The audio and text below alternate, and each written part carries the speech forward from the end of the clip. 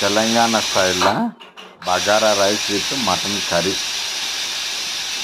So మనము నార్మల్గా ఏంటంటే తెలంగాణ స్టైల్లో బగారా రైస్ ఇంట్లో వండుకొని మటన్ కర్రీ చేసుకున్నాము.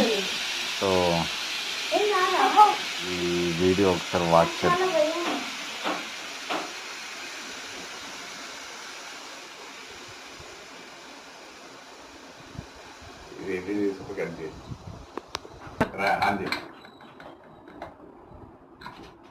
సో ఇది మటన్ కూర అండి.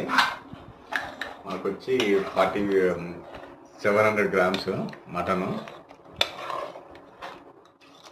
సో కుక్కర్లో పెట్టినాము ఒక 5 విజిల్కి. ఇది మటను ప్లస్ ఇది వచ్చి బగారా రైస్ అనమాట. ఇది ఇంట్లోనే ఉన్నాం కదా, ఈ మధ్య అట్లా చల్లగా ఉంది కదా చెప్పి